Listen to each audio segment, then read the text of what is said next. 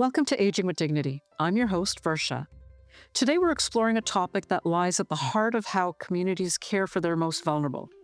This global movement is called, appropriately, compassionate communities. A compassionate community is a public health and community led approach that mobilizes people, families, neighbors, workplaces, schools, faith groups, to support one another through serious illness, caregiving, dying, death, and grief. It moves beyond the formal health services by reinforcing that caring for one another in times of challenge is everyone's responsibility, not just the job of professionals. It seeks to empower individuals, families, and neighbors to step forward with compassion and connection. This movement started in Australia and is finding new roots here across Canada. I'm thrilled to be joined today by Cynthia Lapointe. She's a leader at the Teresa Deller Palliative Residence. She's a passionate recreation and leisure specialist with over 20 years of experience in the field, engaging, supporting, and improving the quality of life of our elder community. Because her work embodies the principles and promise of compassionate community building, I know Cynthia will help bring deep insight into how compassion can shift culture, strengthen support networks, and enhance dignity for people nearing end of life. Let's begin. Welcome, Cynthia. Thank you for joining me today. Would you please start with defining what a compassionate community is? Hi, Varsha. Thank you for having me. It's a pleasure to be here. Well, a compassionate community is really just as it sounds. It's people caring for people within their community who are in need. But a more descriptive summary of a compassionate community is a community of people who are passionate and committed to improving the experiences of those who are isolated and those who are living with serious illness or caregiving, dying, and grieving. The compassionate community really takes an active role in caring for people affected by those experiences. And what it does is it connects people to supports, it raises awareness about end of life issues, and it builds supportive networks around them. So, where did these compassionate communities actually originate from? And did they start here in Canada? And if they didn't, then how did they come to have a presence here? It actually didn't start in Canada, sad to say, but I'm happy to say it's very present in Canada. It originally started quite a long time ago in the 90s by a gentleman named Alan Keller in Australia. And he really derived the concept from the World Health Organization. But now there's a worldwide movement towards rebuilding social capital within communities, and it's often referred to as the compassionate community movement. And in fact, the approach of this has been adopted by major palliative care and all kinds of other organizations across Canada and internationally. But within Canada, in fact, in 1986, the first international conference on health promotion was held in Ottawa, not far from us. And in response to that, growing expectations for a new worldwide public health movement. But since the 90s, the World Health Organization has been advocating a public health approach to palliative care. And this approach has since garnered support on an international scale. So, really, one of the drivers of the compassionate communities movement today is from that, and it also spread to British Columbia, where they mobilized and supported compassionate communities through grants and coaching and partnerships. And all at the national level, Pallium Canada, which was developed also in the 1990s, they continue across Canada to grow this initiative. So it has actually been within Canada for quite a long time. So, you're a leader at the Teresa Deller Palliative Care Residence here in Kirkland, Montreal. So, what's the link between the residents and these compassionate communities? Is there a role that these compassionate communities play with palliative care? Is that the connection, or can you elaborate on that? It really is the connection, in fact. And I'll just give you an idea of how it started. In 2018, the Teresa Deller Palliative Care Residence created the Montreal Institute. And this was a new branch of Teresa Deller. And it began a 5-year research project in collaboration with University of Montreal and various other universities to really understand the Compassionate Community Initiative and to develop sustainable programs. And since then, we've created many partnerships and networks within other community support organizations to develop these safe spaces of support for those people in our community who are vulnerable and in need. But the link to compassionate community philosophy really fits within our vision because it comes from the definition of a compassionate community.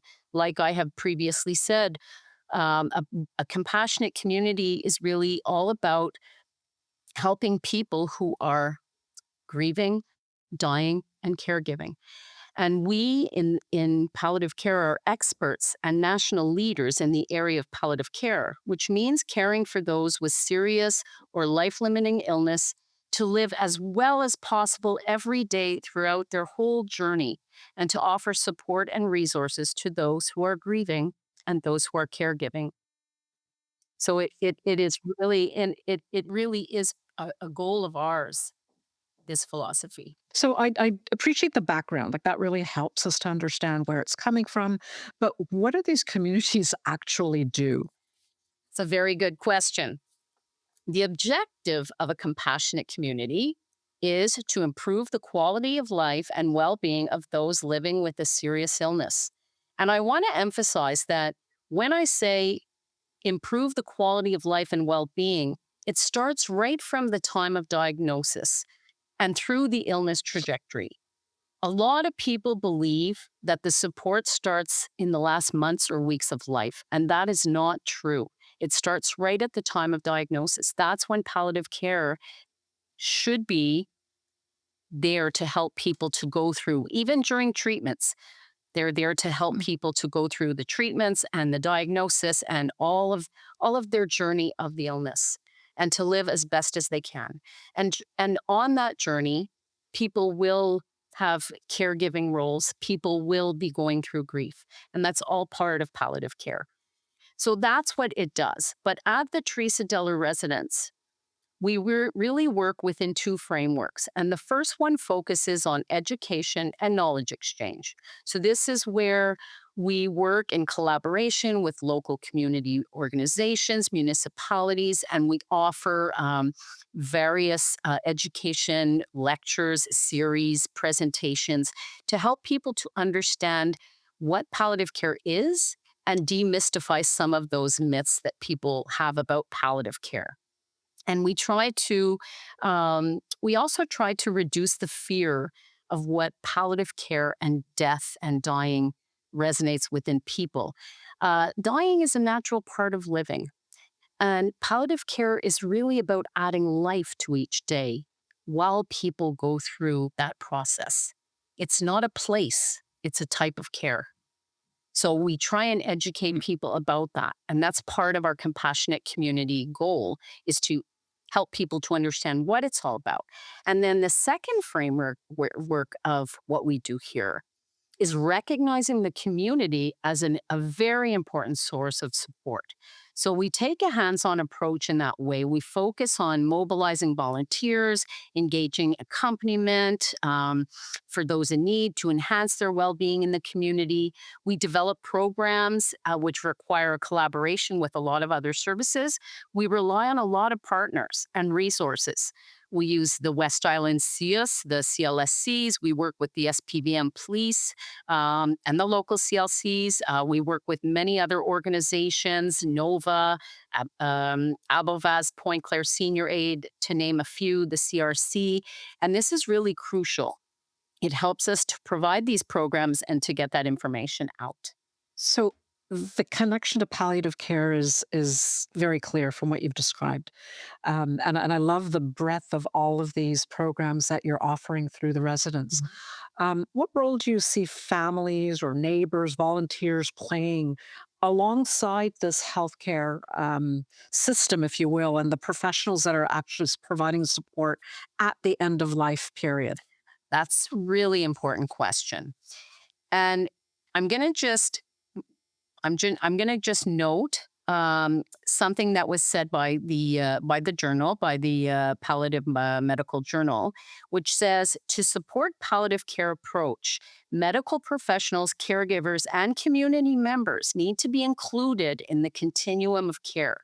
The addition of community members like families, neighbors, and volunteers help to create a wraparound effect to better support the patient and family dealing with the diagnosis. For example, most people are aware that social isolation is detrimental to our health. When we look at support resources in our healthcare system, in fact, and a lot of people don't know this, only 10% of the support services that people receive when they're dealing with isolation or a chronic illness or any kind of health decline, only 10% is provided by the professional support services like doctors, nurses, social workers, etc. In fact, 90% of their care is provided by what we call informal care, which is exactly spouses, caregivers, family members, friends, neighbors, workplaces, colleagues, volunteers, places of worship.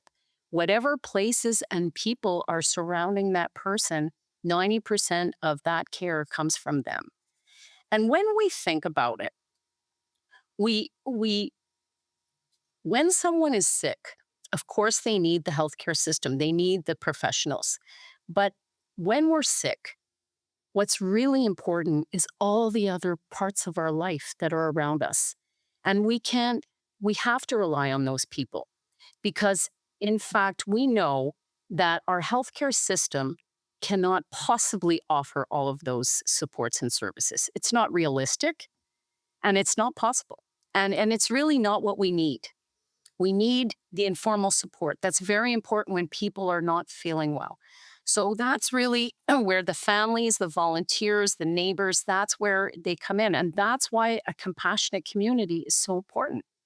It is we need that to sustain our healthcare system. Absolutely, absolutely. You've hit on so many great points there. The communities will also help take the burden off the healthcare system. That level of support does not need to be on the healthcare system. Absolutely. You mentioned caregivers, and I'm glad you bring that up because they are the backbone of support for so many that are especially reaching end of life. And many times there's isolation for the caregivers themselves.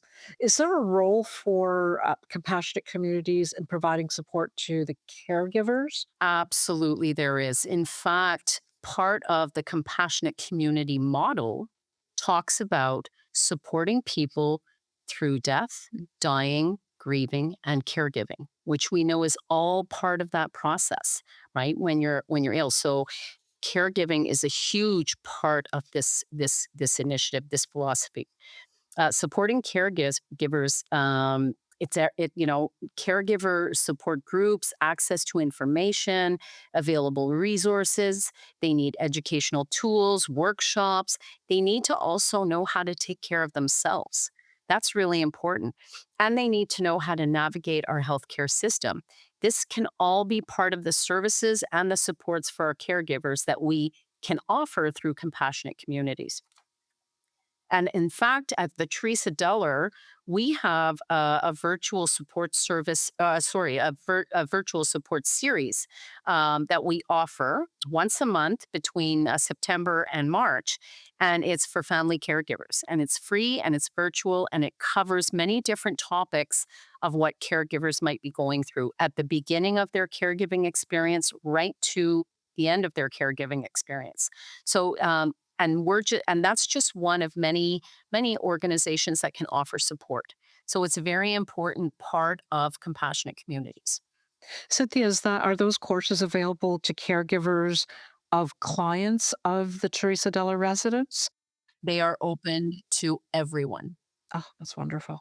That's wonderful. Yeah. So I'd like to shift a little bit here because I know many of our listeners come from mixed demographics. Many first, second generation immigrants come from cultures where caregiving, illness, death, grief, they're approached very differently from society in North America. Right. Sometimes very privately within families, sometimes with very strong community expectations. I can share for my own parents, right? What we went through when we entered the palliative stage for my father, who had cardiac failure. And my father had been primary caregiver to my mother, who had a rare form of dementia and had basically lost her motor skills and an ability to speak. So what we found was that the community was really coming forward. They provided so much support, not always in the way we wanted. So there's an element of educating the community on what can be offered and self-education. Myself, my father, we never even knew what we should ask for. In the South Asian community, and like many communities, the first thing when you hear someone's not well is you show up with food, right? And I had so many conversations with my father where, about food, and he would show me the freezer being full and the big chest freezer in the garage was full with people coming and expressing their love and trying to help. But there were other ways that they could have assisted my father through his journey. So we learned little bits and pieces, and I'm hoping that the essence of a community, a compassionate community, will provide more structure around that. So, are there cultural norms or challenges that you've seen that affect the immigrant communities and how they engage with those compassionate community models? And if there have been those challenges, how can we adapt them to better honor some of those values? Because a lot of times these are um, stigmatized diseases, right? We don't want to talk about it. We want to keep it within the close knit family, if at all. A lot of times we've got the children have grown up here in Montreal, they've left, they've moved to other provinces or other states or across around the world. So that community, the immediate family community is not always local. So, yes, that's a very, very important point. And we know that in North America, often family is not necessarily um, part of caring the philosophy here might be different in the sense that we look at residences and long-term care and those kinds of places to help when families are going through care changes and decline. But it's important to remember that every person is different. Every person is unique in the way they feel and in their grief and how they feel about death and their own personal cultural beliefs and rituals as well.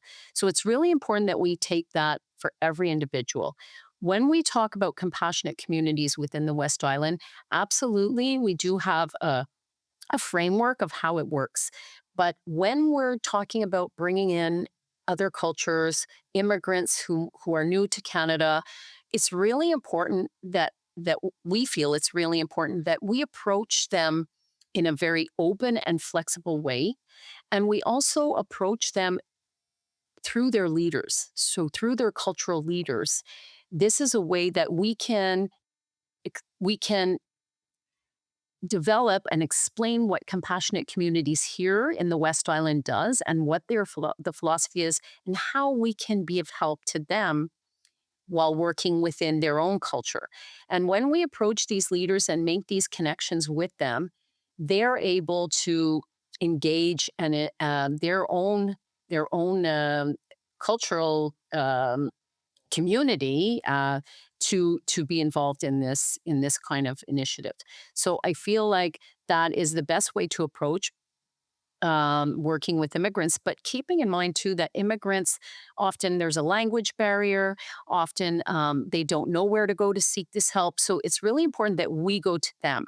And that's why compassionate communities, you have to be out there in the community. You have to be engaged with other organizations, engaged with different places of worship, engaged with different community centers and different cultural community centers to make sure that they're aware of what we do and of the services we offer. And then taking the approach that, again, being very respectful of everyone's beliefs and how we can help them. It's never going to be the same. Everyone is different. Everyone is unique. And that's important to remember too. Absolutely, Cynthia, and I fully agree with what you've said. I think there's so much more that can be done, and working with the community leaders who are already there. It's not like we have to go and create them, right? So they're already there. Let's tap into them. Let's empower them with knowledge and information.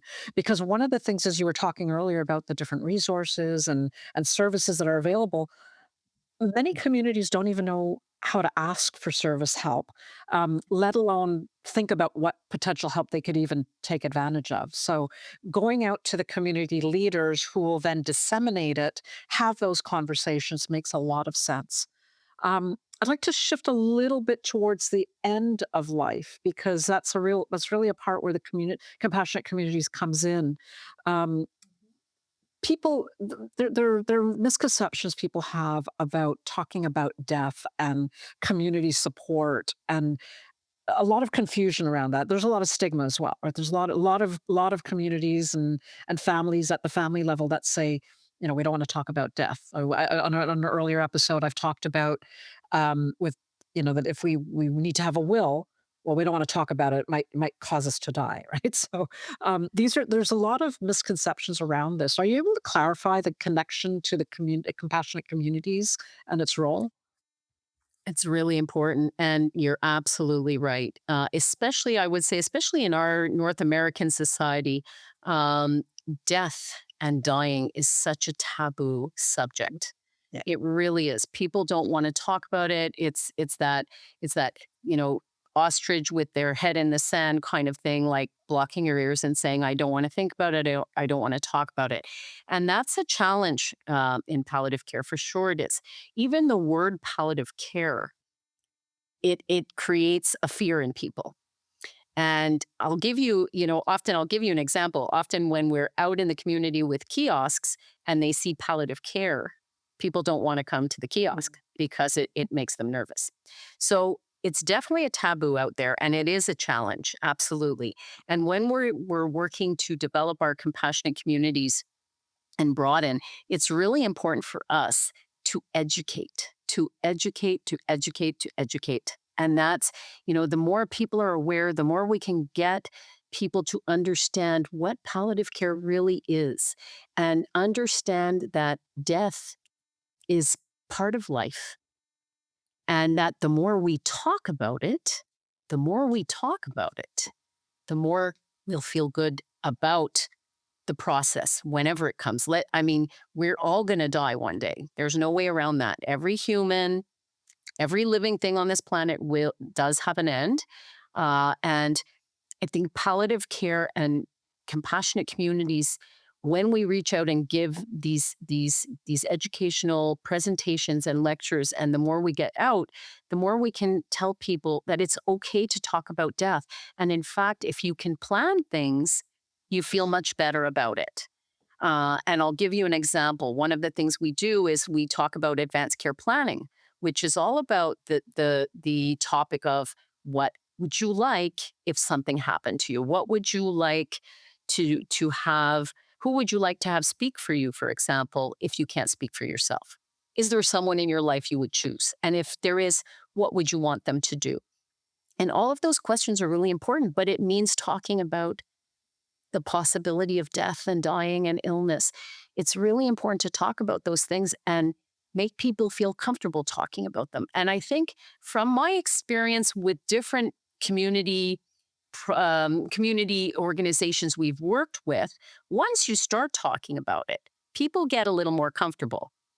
But it's still a big challenge in our public, in the general public. It really is still a big challenge. And I would say, you know, again, education, awareness, the more we can get it out, social media is available to us, using social media, letting people more and talking about it with among themselves, to get those conversations going and making it part of life. It is part of life. It is 100% part of life, as you said. Any living item being will have to pass away. We don't know when or where or Mhm. how, but it will happen. And I often joke now with people that say, "Oh yeah, death and taxes." I said, actually, if you've got a good accountant, you can find some loopholes for taxes. There's no loophole on the end of life. There is. Education is an important point too, Cynthia, that you bring up, and it's really the primary motivating factor behind me launching Aging with Dignity. The word palliative care was a scary one when it was presented to me. Um, I'm born and educated here. I'm well versed in many different themes, I guess, around life, just because I have an interest. That those words, palliative care, scared me. I really I kind of pushed back against it, and I had to go through my own education. We had very different forms of palliative care support for my father and my mother, which was beautiful for both of them, and it showed me how you can actually learn to live the very best life till the very end when that has to happen. So death is unavoidable, and I do agree. I think the more we're able to speak about this with respect, the more it normalizes it, and hopefully that means some of the taboos you intimated about will start to fall off the table. Um, Absolutely. Cynthia, can you share a little bit from your perspective? What opportunities or trends do you think will share what those compassionate communities will look like in the next, let's say, 5 years, 10 years?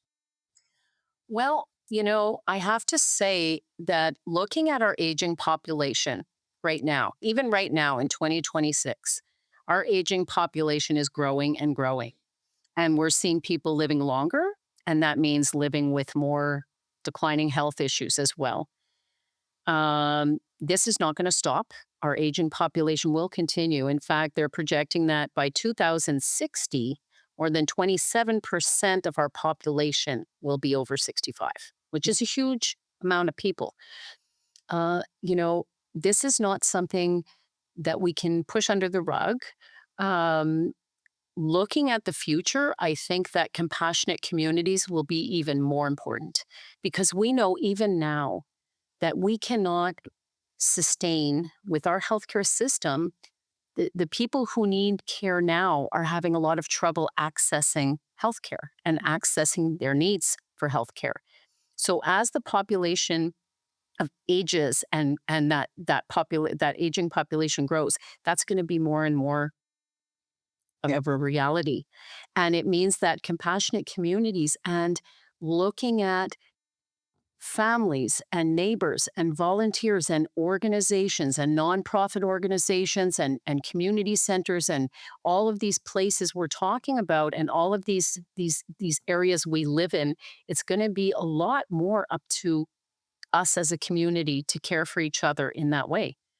And that's a reality. I think in the next 5 or 10 years we're looking at it even more because of the reality of the healthcare system. Absolutely. And I think let's be clear, we're not asking people to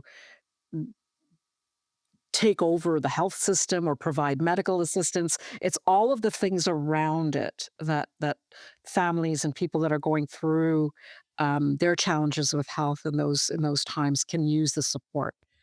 Um, Exactly, and that's really important. We don't expect people to become nurses or doctors. We still need our nurses and doctors, but it's all that informal support that I spoke of that will be really paramount in providing, working as a community to provide that care and look after each other and look after the vulnerable people and look after the people who are helping those vulnerable people, like the caregivers, because they can be vulnerable too.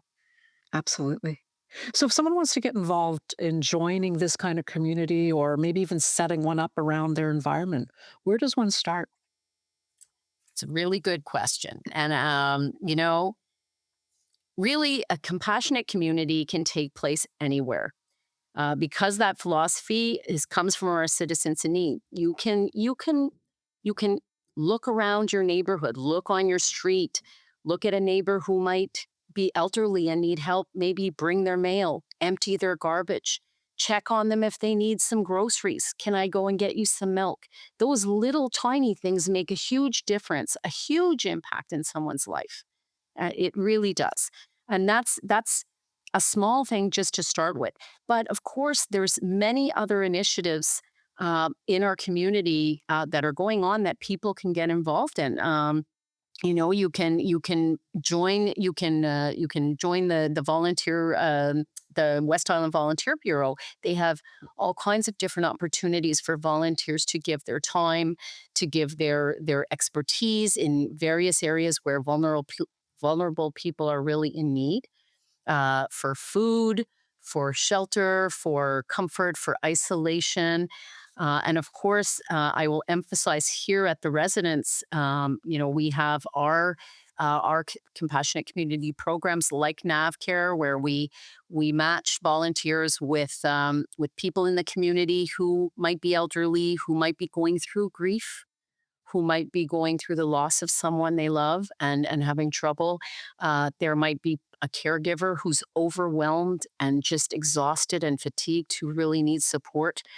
And we match those people with someone in the community, a trained volunteer, to go and give that support and offer that support on a regular basis. So there's all kinds of things people can do to be part of the compassionate movement.